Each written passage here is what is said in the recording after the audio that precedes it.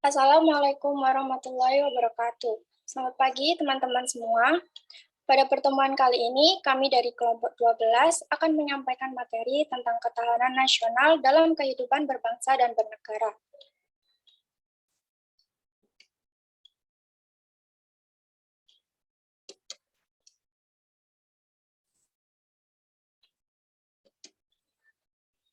Sebelum itu, izinkan saya untuk memperkenalkan anggota kelompok 12. Yang pertama ada saya sendiri, Ida Zara Aprilia dengan 3 NIM terakhir 044, dan teman saya Karisma Normala Dewi dengan 3 NIM terakhir 033. Berikut adalah daftar rujukan yang kami gunakan. Selanjutnya, untuk pengertian ketahanan nasional.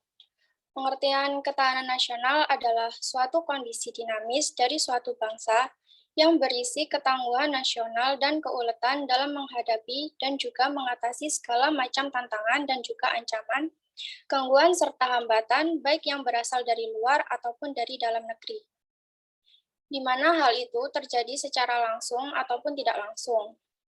Pasti akan membahayakan integritas, kelangsungan hidup suatu bangsa, identitas, dan lain sebagainya.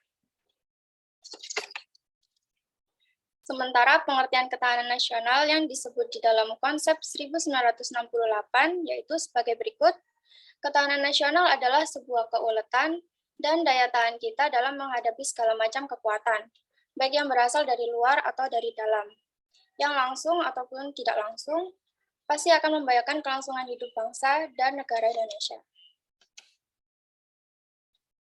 Pengertian konsepsi ketahanan nasional merupakan suatu pedoman atau saranan untuk meningkatkan metode keuletan dan ketangguhan bangsa yang mengandung kemampuan mengembangkan kekuatan nasional dengan menggunakan pendekatan kesejahteraan dan juga keamanan.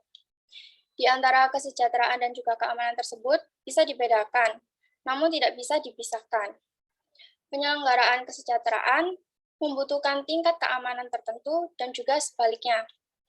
Penyelenggaraan keamanan membutuhkan tingkat kesejahteraan tertentu. Tanpa adanya kesejahteraan dan keamanan, sistem kehidupan nasional tidak akan bisa berlangsung. Sebab pada dasarnya keduanya adalah nilai intrinsik yang ada di dalam kehidupan nasional.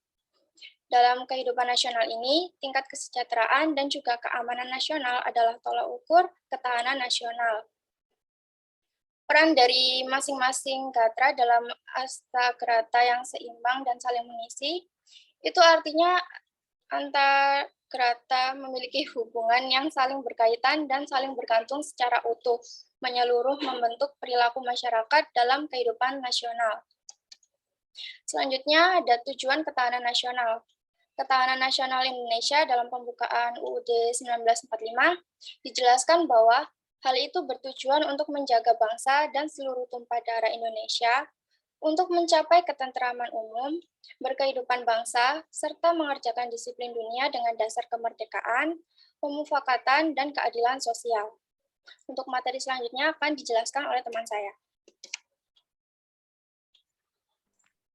Baik, ciri-ciri ketahanan nasional. Yang pertama, berlandaskan prosedur Astagatra, yaitu terdiri dari 3 faktor alami, seperti kekayaan alam, geografis, serta masyarakat, dan 5 faktor kemasyarakatan, yaitu ekonomi, budaya, pertahanan, filsafat, serta ketatanegaraan. Hal yang kedua, berfokus untuk mempertahankan nilai-nilai yang dianut demi kelangsungan hidup suatu bangsa dengan pendekatan keamanan dan kesejahteraan. Lalu yang ketiga, berpegang teguh pada pemahaman wawasan nasional berdasarkan cara pandang bangsa sesuai dengan Pancasila dan UUD 1945. Lalu yang keempat, digunakan untuk menghadapi provokasi, rintangan, dan halangan. Next.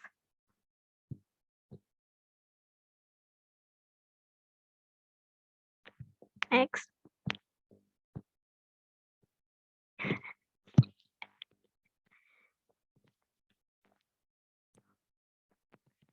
Lalu sifat-sifat ketahanan nasional. Yang pertama, mandiri.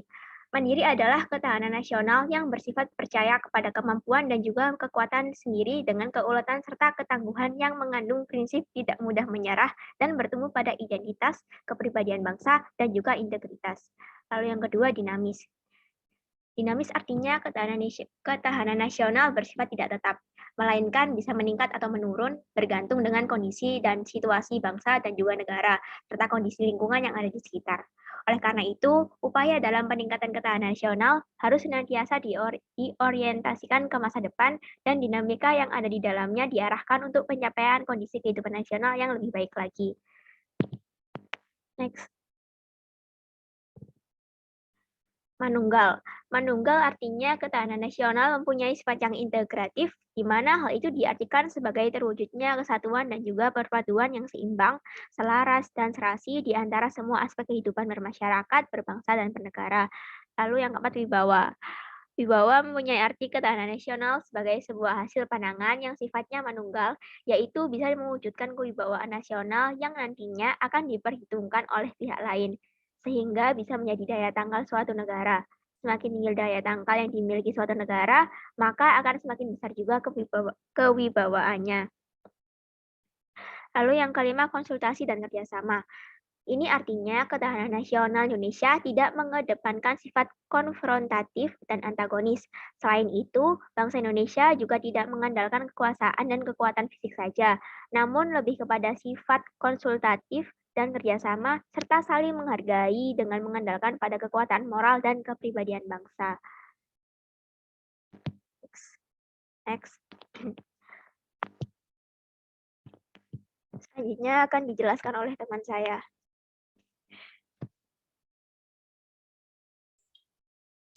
Baik, untuk selanjutnya asas-asas ketahanan nasional. Asas ketahanan nasional merupakan tata laku yang berdasar pada nilai-nilai yang tersusun berlandaskan Pancasila, UUD 1945, serta wawasan Nusantara. Asas-asas tersebut antara lain. Yang pertama ada asas kesejahteraan dan keamanan. Kesejahteraan dan keamanan adalah asas yang penting di dalam sistem kehidupan nasional. Kesejahteraan dan keamanan adalah nilai intrinsik yang ada di dalam sistem kehidupan nasional itu sendiri. Kesejahteraan dan keamanan harus selalu ada dan berdampingan dengan kondisi apapun. Di dalam kehidupan nasional, tingkat keamanan dan kesejahteraan nasional yang bisa dicapai adalah salah satu tolok ukur keberhasilan ketahanan nasional. Kemudian yang kedua, asas komprehensif, integral, atau menyeluruh terpadu. Sistem kehidupan nasional mencakup seluruh aspek kehidupan bangsa dalam bentuk persatuan dan perpaduan yang seimbang, selaras, serta serasi pada seluruh aspek kehidupan nasional, berbangsa, dan bernegara. Ketahanan nasional sendiri mencakup ketahanan seluruh aspek kehidupan secara menyeluruh, utuh, dan terpadu.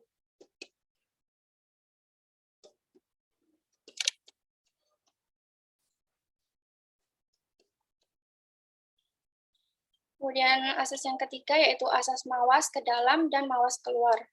Untuk mawas ke dalam itu bertujuan untuk menumbuhkan hakikat, sifat, dan juga kondisi kehidupan nasional itu sendiri yang berdasar pada nilai-nilai kemandirian yang proporsional guna meningkatkan kualitas derajat kemandirian bangsa yang tangguh dan ulet. Untuk mawas keluar, memiliki tujuan untuk bisa mengantisipasi dan juga berperan serta dalam mengatasi dampak lingkungan strategis luar negeri. Tak hanya itu saja, tapi juga bertujuan untuk menerima kenyataan dengan adanya interaksi dan ketergantungan dengan dunia internasional. Asas yang keempat yaitu asas kekeluargaan. Asas yang satu ini bersikap keadilan, kesamaan, kebersamaan, gotong royong, tenggang rasa, dan juga tanggung jawab di dalam kehidupan bermasyarakat, berbangsa, dan bernegara. Dalam hal itu, hidup dengan asas kekeluargaan telah diakui adanya perbedaan. Kenyataan real tersebut dikembangkan secara serasi dalam kehidupan kemitraan dan dijaga dari konflik yang bersifat destruktif atau tidak merusak. Kemudian, unsur-unsur ketahanan nasional. Yang pertama, ketahanan nasional Pancagatra. Aspek sosial Pancagatra umumnya berlandaskan hubungan manusia dengan Tuhan, dengan alam, dengan sesama, ataupun manusia dengan dirinya sendiri. Dengan dasar hubungan itu bisa dikelompokkan menjadi 5 bidang kehidupan nasional yang disingkat menjadi Ipolexos Budankam. 5 bidang tentang kehidupan nasional akan diuraikan menjadi konsep dasar dalam rangka mengembangkan kekuatan nasional dalam menghadapi berbagai macam tantangan, hambatan, ancaman, dan gangguan. Kemudian yang kedua, ketahanan aspek ideologi. Sebuah bangsa pada dasarnya memiliki dan membutuhkan filsafat hidup sebagai pedoman dan juga pegangan dalam mempertahankan kelangsungan hidup berbangsa dan bernegara. Filsafat hidup tersebut digunakan sebagai salah satu pedoman hidup, di mana filsafat tersebut termasuk ke dalam filsafat praktis yang merupakan sebuah ideologi sebagai dasar untuk mencapai sebuah cita-cita nasional. Selanjutnya, fungsi ketahanan nasional. Yang pertama sebagai daya tangkal. Ketahanan nasional berfungsi sebagai penangkal dari segala bentuk ancaman, gangguan, ataupun hambatan terhadap integritas, identitas, serta keberlangsungan hidup berbangsa dan bernegara. Yang kedua, sebagai pengarah. Ketahanan nasional berfungsi untuk mengarahkan potensi kekuatan yang dimiliki bangsa Indonesia dalam bidang ideologi, politik, ekonomi, sosial, budaya, pertahanan, serta keamanan untuk mencapai kesejahteraan hidup masyarakat Indonesia. Untuk fungsi yang ketiga, yaitu pedoman dalam mempersatukan pola pikir, pola tindak, dan cara kerja yang intersektor. Hal ini bisa dicapai bangsa Indonesia lewat kebijakan yang dibuat pemerintah dan menerapkannya dalam kehidupan berbangsa dan bernegara, agar masyarakat dapat hidup adil dan makmur. Untuk materi selanjutnya akan dijelaskan oleh teman saya. Baik, selanjutnya pengaruh aspek ketahanan nasional terhadap kehidupan berbangsa dan bernegara. Ketahanan nasional adalah gambaran dari kondisi sistem kehidupan nasional dalam berbagai aspek pada waktu tertentu. Masing-masing aspek akan berubah menurut waktu, lingkungan, dan ruang, berlebih pada aspek-aspek yang dinamis. Sehingga interaksinya membuat kondisi umum yang sulit dipantau karena sangat kompleks atau rumit. Yang pertama, pengaruh aspek ideologi. Ideologi merupakan suatu sistem nilai sekaligus sebuah ajaran yang memberikan motivasi. Selain itu, ideologi juga mengandung konsep dasar mengenai kehidupan yang dicita-citakan oleh suatu bangsa. Jika dilihat secara teoritis, maka sebuah ideologi bersumber dari suatu falsafah dan merupakan pelaksanaan dari suatu sistem filsafat tersebut. Next.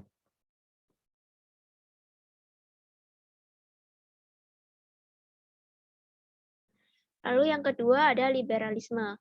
Liberalisme adalah salah satu aliran pikiran perseorangan ataupun individualistik. Aliran pemikiran tersebut mengajarkan bahwa negara merupakan masyarakat hukum atau legal society yang terdiri dari kontrak semua individu dalam masyarakat tersebut. Liberalisme berada di titik tolak dari hak asasi yang melekat pada manusia sejak mereka lahir dan tidak bisa diganggu-gugat oleh siapa saja termasuk penguasa. Kecuali hal itu sudah ada atas persetujuan dan yang berkaitan. Paham liberalisme ini memiliki dasar-dasar kebebasan dan kepentingan pribadi yang menganut sebuah kebebasan individu secara mutlak, di mana kebebasan yang dimaksud yaitu mengejar kebahagiaan hidup di tengah-tengah kekayaan yang sudah melimpah dan dicapai dengan bebas. Next. Lalu yang ketiga ada komunisme. Komunisme adalah aliran pikiran kategori kelas atas yang diajarkan oleh Karl Marx, Engels, dan Lenin, di mana hal itu berawal dari kritik Karl Marx mengenai kehidupan sosial ekonomi masyarakat di awal revolusi industri. Aliran pemikiran tersebut beranggapan bahwa negara merupakan susunan golongan kelas atas untuk menindas kelas lain. Sederhananya, pemikiran tersebut yaitu golongan ekonomi kuat melawan golongan ekonomi rendah. Golongan borjuis menindas golongan proletar atau kaum buruh. Oleh karena itu, Karl Marx mengajukan supaya golongan proletar mengadakan revolusi politik untuk memperebutkan kekuasaan negara dari golongan kaya kapitalis serta borjuis yang melandasi paham komunisme. Next.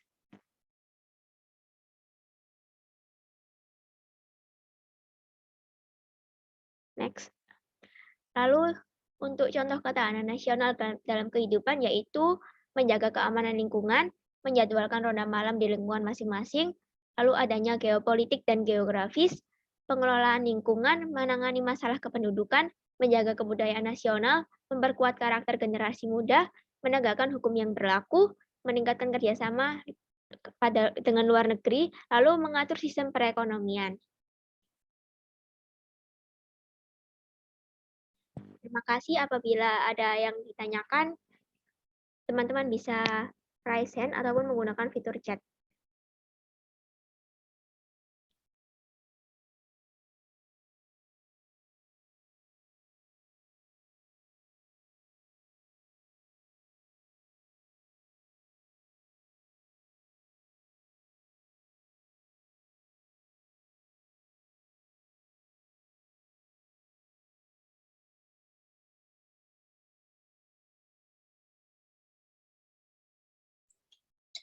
Baik, untuk pertanyaan, kami akan menampung 3 pertanyaan terlebih dahulu. Untuk yang pertama, silakan Rizka Yolanda Putri menyampaikan pertanyaannya. Baik. Saya Rizka Yolanda Putri Ariyanti, PMTK 21A008. Mau bertanya, yaitu kan dalam pengaruh aspek ketahanan nasional disebutkan terdapat salah satu yaitu tentang komunisme. Apakah di Indonesia saat ini itu masih ada paham komunisme? Lalu jika ada, bagaimana cara kita untuk menghindari paham komunisme tersebut? Terima kasih. Baik, terima kasih. Kami tampung dulu. Selanjutnya, Betita Nadia Fernanda, silakan menyampaikan pertanyaannya. Saya Betita Nadia Fernanda, PMTK 21A016, izin bertanya. Tadi kan disebutin terkait dengan sifat-sifat ketahanan nasional, yaitu konsultasi dan kerjasama. Tentunya bangsa Indonesia kan pernah melakukan hal tersebut dalam menyelesaikan perselisihan yang ada yang dirasa mengancam ketahanan nasional. Nah, berikan implementasi dari bangsa Indonesia dalam menyelesaikan perselisihan menggunakan sifat-sifat tersebut. Terima kasih. Baik, terima kasih atas pertanyaannya. Kami tampung dulu. Untuk selanjutnya, silakan Nur Syahidatin Amrullah untuk menyampaikan pertanyaan. Baik, saya Nur Syahidatin Amrul Solihah, PMTK 21A040, izin bertanya, jelaskan faktor apa saja yang dapat mempengaruhi tingkat ketahanan nasional dari suatu bangsa. Terima kasih. Baik, terima kasih atas pertanyaannya.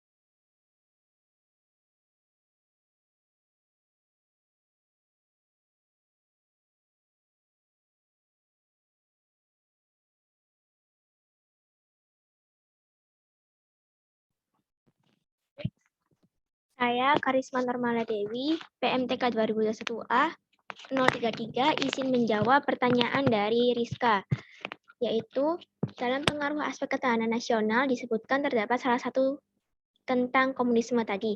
Apakah di Indonesia saat ini masih ada paham komunisme? Lalu jika ada, bagaimana cara kita untuk menghindari paham komunisme itu? Menurut kelompok kami, di Indonesia saat ini paham komunisme itu masih terus hidup. Perilaku komunis secara real yang ada di Indonesia saat ini adalah para koruptor. Kemudian cara kita untuk menghindari paham komunisme tersebut ya dengan tidak mudah terpengaruh oleh paham yang sekiranya menyimpang dari Pancasila. Lalu memperdalam makna dan hakikat dari Pancasila itu sendiri dan juga meningkatkan rasa kebersamaan di antara sesama. Karena dengan meningkatkan rasa kebersamaan, kita tidak akan lagi mudah terpengaruh oleh ideologi yang dapat membahayakan Indonesia.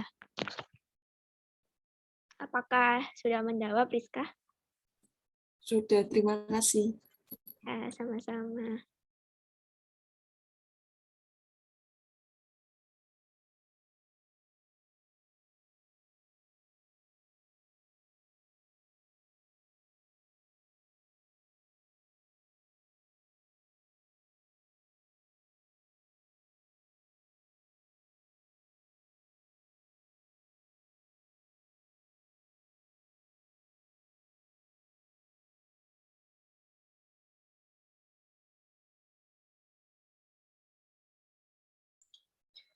Baik, saya Dida Zara Alfilia, PMTK 21A044 akan menjawab pertanyaan dari Petita. Disebutkan sifat-sifat ketahanan nasional yang salah satunya adalah konsultasi dan kerjasama. Tentunya Indonesia pernah melakukan hal tersebut dalam menyelesaikan suatu perselisihan yang mengancam ketahanan nasional. Lalu berikan contoh bahwa bangsa Indonesia melaksanakan sifat ketahanan nasional ini. Baik, saya akan menjawab pada sifat ketahanan nasional, konsultasi dan kerjasama ini. Indonesia melaksanakannya dengan cara meningkatkan kerjasama internasional yang saling menguntungkan antar negara. Misalnya seperti kerjasama internasional di bidang politik. Nah, untuk kerjasama pemerintahan Indonesia dengan pemerintah negara lain dalam bidang politik itu meliputi kerjasama bilateral maupun multilateral. Di antaranya yaitu kerjasama dengan Perserikatan Bangsa-Bangsa atau PBB, kerjasama dengan negara-negara yang tergabung dalam gerakan non-blok, kerjasama dengan organisasi Islam yang tergabung dalam organisasi konferensi Islam, lalu kerjasama ASEAN dengan negara-negara di Asia Tenggara yang tergabung dalam ASEAN. Seperti itu, bagaimana Betita? Apakah sudah menjawab? Sudah, terima kasih ya Dida. Baik, terima kasih.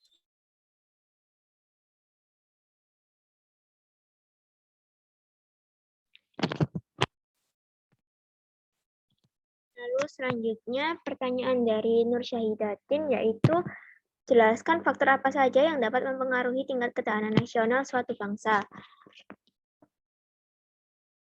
Faktornya yaitu faktor yang mempengaruhi tingkat ketahanan nasional suatu bangsa yaitu yang pertama ada anggaran pertahanan, lalu jumlah penduduk suatu negara, ancaman konvensional dan non-konvensional, lalu anggaran pertahanan negara lain, lalu kemampuan keuangan pemerintah, harga alutsista atau alat utama sistem senjata, lalu jumlah personil dan sistem pertahanan. Seperti itu. Apakah sudah menjawab, Nur Syahidatin? Sudah, terima Ya. Baik, untuk pertanyaan selanjutnya bisa disampaikan oleh Anissa Safa.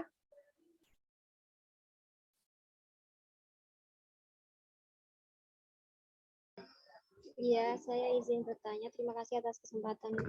Terima kasih atas kesempatan sebelumnya. Saya Anissa Safa, PMTK 21061, izin bertanya. Terdapat beberapa asas ketahanan nasional yang tadi sudah dijelaskan. Salah satunya itu ada asas mawas keluar yang memiliki tujuan untuk menerima kenyataan dengan adanya interaksi dan ketergantungan dengan dunia internasional. Nah, hal-hal apa saja yang menjadi contoh bahwa bangsa Indonesia memiliki ketergantungan dengan dunia internasional? Terima kasih. Baik, terima kasih. Kami tampung dulu pertanyaannya. Untuk selanjutnya, silakan Azhara Binar untuk menyampaikan pertanyaannya.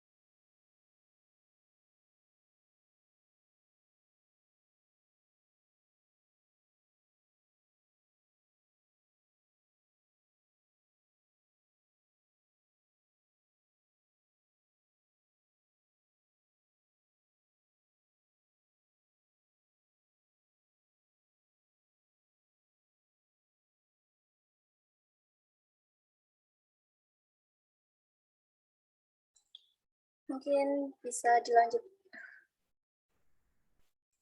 Silakan Azhara untuk menyampaikan pertanyaannya. Zara Bener Ilmi PMTK 043 izin bertanya, menurut penjelasan yang telah dijelaskan tadi mengenai ketahanan nasional, apakah saat ini di Indonesia ketahanan nasional tersebut itu telah terwujud dengan baik? Terima kasih sebelumnya. Baik, kami tampung dulu. Untuk selanjutnya, Muhammad Rahman, silakan menyampaikan pertanyaannya. Ya baik, terima kasih. Nama saya Muhammad Rahman Prihati, PMTK 21A 053. Sesuai dalam pengertian ketahanan nasional, yaitu suatu kondisi dinamis dari suatu bangsa yang berisi ketangguhan nasional dan keuletan dalam menghadapi dan juga mengatasi segala macam tantangan dan juga ancaman, gangguan, serta hambatan baik dari luar maupun dari dalam negeri. Pertanyaan saya, apakah negara Indonesia pernah menghadapi ancaman dalam pertahanan negara? Jika pernah, berikan contohnya saja. Terima kasih. Baik, terima kasih atas pertanyaannya.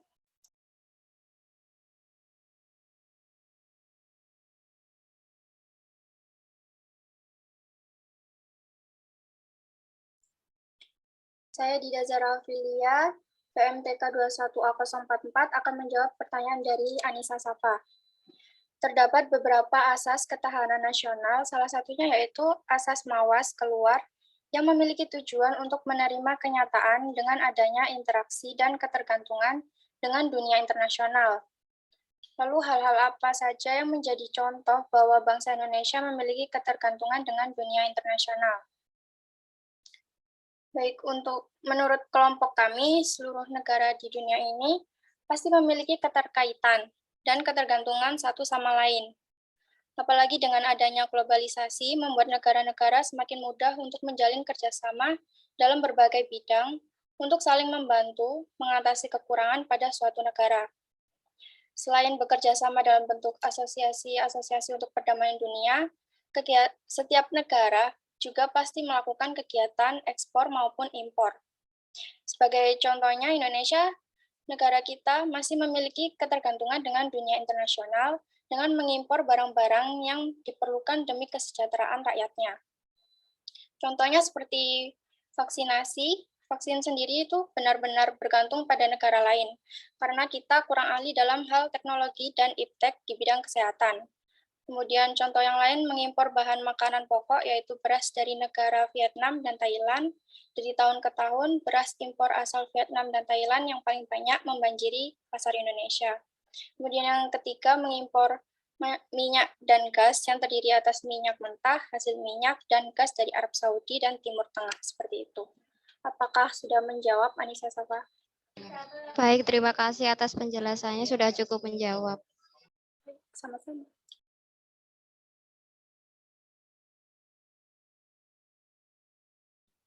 Selanjutnya, saya Karisma Nurmala Dewi, PMTK 2021A 033 izin menjawab pertanyaan dari Azhara Binar, yaitu menurut penjelasan yang telah dijelaskan tadi mengenai ketahanan nasional, apakah saat ini di Indonesia ketahanan nasional telah terwujud dengan baik?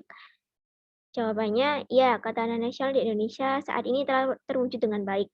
Hal ini terlihat dari dua bentuk pertahanan dan ketahanan yang dibangun oleh negara kita yang bersifat militer dan non-militer. Ketahanan militer terwujud baik dengan menjadikan Tentara Nasional Indonesia di laut, di udara, dan di darat sebagai salah satu armada perang yang diperhitungkan di dunia. Sedangkan pertahanan dan ketahanan nasional yang bersifat non-militer berhasil terwujud dalam bentuk persatuan dan kesatuan warga negaranya. Seperti itu. Apakah sudah menjawab, Azhara? Sudah, terima kasih banyak atas jawabannya. Ya, sama-sama.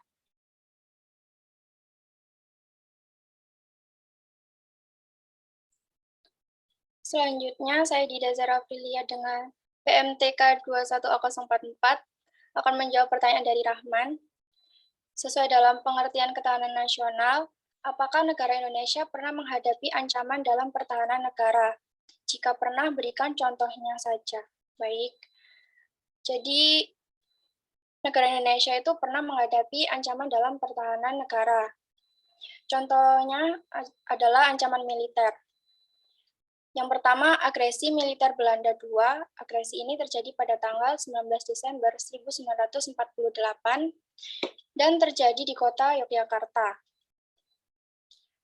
Yang kedua, pelanggaran wilayah yang dilakukan Malaysia terhadap Indonesia yang berlokasi di Ambalat, yaitu terletak di Laut Sulawesi yang terjadi pada tanggal 24 dan 25 Februari 2007. Lalu ketiga, Badan Spionase Asing telah menjadi dalang serangan cyber terhadap sistem komputer militer Amerika Serikat pada tahun 2008. Serangan tersebut terjadi setelah flash disk bervirus disambungkan dengan komputer militer di markas Timur Tengah. Yang selanjutnya, militer Angkatan Udara Amerika Serikat menggunakan alat pengacak sinyal dari darat yang ditujukan pada pesawat Sukhoi yang sedang menjalani masa percobaan di Indonesia. Itu yang menyebabkan pesawat Sukhoi menabrak tebing dan peristiwa itu terjadi pada tanggal 9 Mei 2012. Selanjutnya adalah kekerasan bersenjata terjadi di Nangroe Aceh, Darussalam. Pada tanggal 4 Desember 2011, sejumlah pekerja perkebunan di Krueng, Jawa, pedalaman Kecamatan Geuredong, Pase Aceh Utara, yang sedang asyik menonton televisi tiba-tiba diberondong tembakan oleh orang tidak dikenal. Nah, selanjutnya pemberontakan Angkatan Perang Ratu Adil di Bandung pada tanggal 23 Januari 1950. Untuk yang terakhir yaitu Perang Saudara di Ambon yang terjadi di Kota Poso, Palu, dan Palopo pada tanggal 19 Januari 1999. Peristiwa ini terjadi karena hal sepele, yaitu saat supir taksi orang Nasrani bertengkar dengan orang Islam Ambon. Seperti itu. Rahman, apakah menjawab pertanyaan? Ya, sudah menjawab. Terima kasih. Baik, sama-sama. Kita lanjut untuk pertanyaan. Putri Dwi Juniati, silakan memberikan pertanyaannya. Terima kasih atas kesempatannya. Saya Putri Dwi Juniati, PMTK 21A 068. Saya izin bertanya, apa saja upaya yang dilakukan warga negara Indonesia untuk menanggulangi dampak negatif dari aspek-aspek ketahanan nasional seperti aspek ideologi, liberalisme, dan komunisme yang sudah dijelaskan tadi? Terima kasih. Baik, kami tampung. Terima kasih pertanyaannya. Untuk selanjutnya, silakan Adela Mulyani untuk menyampaikan pertanyaannya.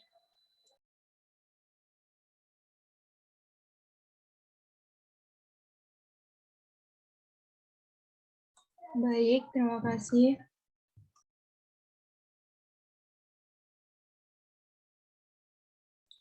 Saya Adela Mulyani, PMTK 21A 014, izin bertanya, dalam sifat-sifat ketahanan nasional pada poin wibawa ada kalimat manunggal, yakni bisa mewujudkan kewibawaan nasional yang nantinya akan diperhitungkan oleh pihak lain, sehingga bisa menjadi daya tangkal suatu negara. Nah, pertanyaannya itu, pihak lain itu merujuk kemana? Lalu, maksud dari daya tangkal suatu negara itu apa?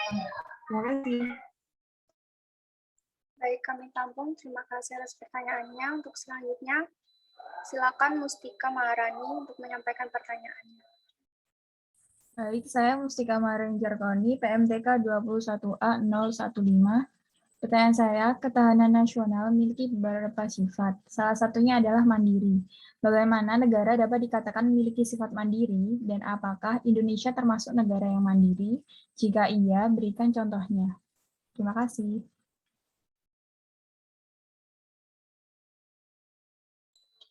Baik, kami tampung. Terima kasih. Untuk selanjutnya, silakan Sabrina untuk menyampaikan pertanyaannya. Terima kasih kesempatannya. Saya Sabrina Dewi Mahela, PM 2021A 042, izin bertanya. Dari segi budaya, akhir-akhir ini sedang marak budaya Korean Jepangan, globalisasi, dan lain-lain di Indonesia. Apakah hal ini termasuk ancaman bagi ketahanan nasional? Jika iya, bagaimana pendapat kelompok Anda dan bagaimana sebaiknya menyikapinya, terutama generasi muda? Terima kasih. Baik, terima kasih atas pertanyaannya. Kami akan menjawab satu persatu.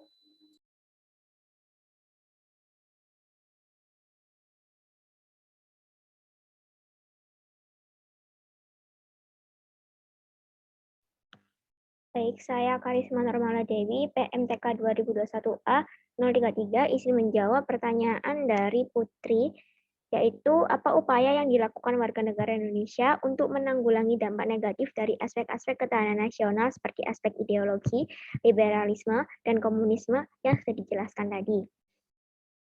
Nah, upaya yang dilakukan oleh masyarakat Indonesia untuk menanggulangi dampak negatif dari aspek-aspek ketahanan nasional, yaitu dengan bersikap selektif terhadap setiap ideologi yang masuk, lalu mencari tahu lebih banyak informasi di luar agar tidak salah mengambil tindakan, lalu membentengi diri dengan pendidikan kewarganegaraan, Pancasila, dan UUD 1945, serta menanamkan rasa nasionalisme juga menumbuhkan rasa persatuan dan kesatuan.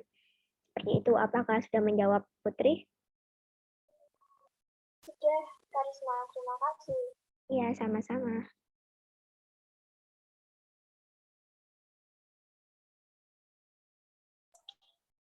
Untuk selanjutnya, saya Dida Zarafilia, PMTK 21A044 akan menjawab pertanyaan dari Adela. Dalam sifat-sifat ketahanan nasional, pada poin wibawa ada kalimat manunggal, yakni bisa mewujudkan kewibawaan nasional yang nantinya akan diperhitungkan oleh pihak lain, sehingga bisa menjadi daya tangkal suatu negara. Pertanyaan dari Adela, pihak lain itu merujuk kemana, dan maksud dari daya tangkal suatu negara itu apa? Baik, saya akan menjawab. Jadi, pihak lain itu merujuk pada negara lain. Jadi, wibawa berarti ketahanan nasional harus selalu meningkatkan kualitasnya sehingga bisa diperhitungkan oleh negara lain. Dengan kewibawaan itu, suatu negara akan lebih disegani oleh negara lain. Jadi, pihak lain itu merujuk ke negara lain atau negara asing. Kemudian, maksud dari daya tangkal di sini yaitu sebagai konsepsi penangkalan. Artinya, ketahanan nasional berfungsi sebagai penangkal dari segala bentuk ancaman, gangguan, ataupun hambatan terhadap integritas, identitas, serta keberlangsungan hidup berbangsa dan bernegara. Seperti itu, apakah sudah menjawab pertanyaan Adela? Sudah, Dida. Terima kasih.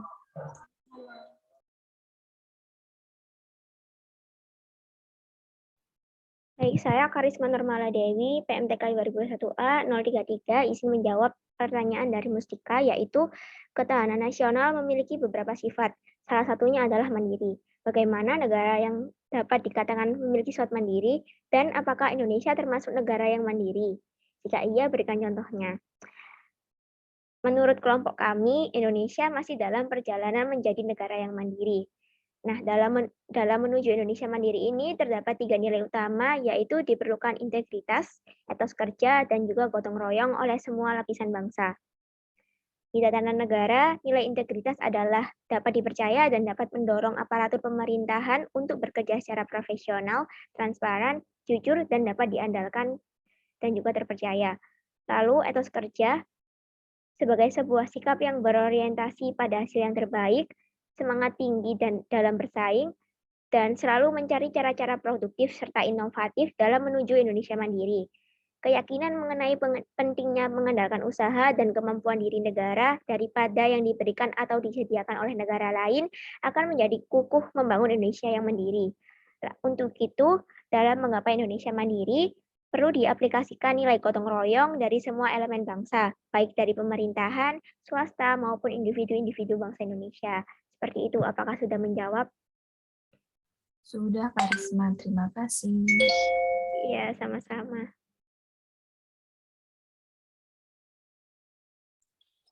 Baik, untuk selanjutnya, saya Dida Zarafilia, PMTK 21A044 akan menjawab pertanyaan dari Sabrina.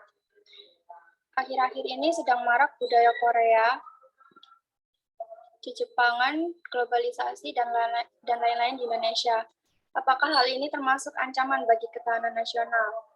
Lalu jika iya, bagaimana pendapat kelompok Anda dan bagaimana sebaiknya menyikapinya, terutama generasi muda? Menurut kelompok kami, globalisasi kan merupakan sebuah ancaman bagi seluruh bangsa. Jika dilihat dari dampak-dampak negatifnya, seperti westernisasi, berkurangnya rasa cinta tanah air, dan krisis identitas bangsa, dan bahkan mengakibatkan disintegrasi di negara Indonesia sendiri. Namun, tidak hanya dampak negatif yang dihasilkan oleh globalisasi ini, dengan berbagai kelebihan dari pengaruh globalisasi yang bisa dikaitkan dengan ketahanan negara diharapkan dapat membuat semakin menguatnya supremasi hukum, demokratisasi, dan tuntutan terhadap dilaksanakannya hak-hak asasi manusia, menguatnya regulasi hukum, dan pembuatan peraturan perundang-undangan yang memihak dan bermanfaat untuk kepentingan rakyat banyak. Selain itu, hal yang dapat kita lakukan sebagai generasi muda antara lain menyaring dampak negatif globalisasi dengan melestarikan budaya daerah, menggunakan produk dalam negeri, mentaati norma yang berlaku, menerapkan Pancasila dalam kehidupan, memperkuat persatuan dan kesatuan, serta meningkatkan rasa toleransi. Seperti itu. Apakah sudah menjawab, Sabrina? Ya, sudah. Terima kasih. Sama-sama.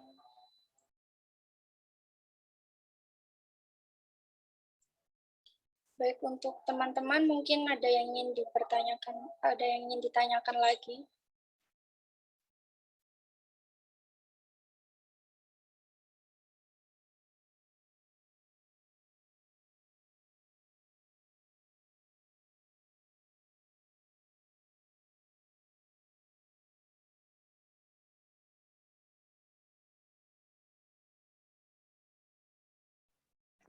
Itu adalah masih raise hand, apakah ada yang mau ditanyakan lagi? Oh enggak, itu belum saya Loren. Maaf. Oke.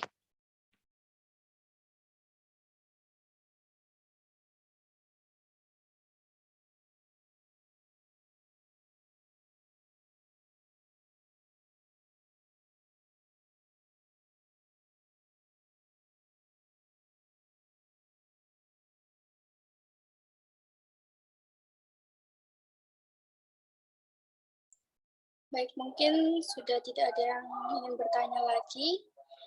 Sekian pembahasan materi dan juga sesi tanya jawab dari kelompok kami. Kurang lebihnya mohon maaf. Wassalamualaikum warahmatullahi wabarakatuh.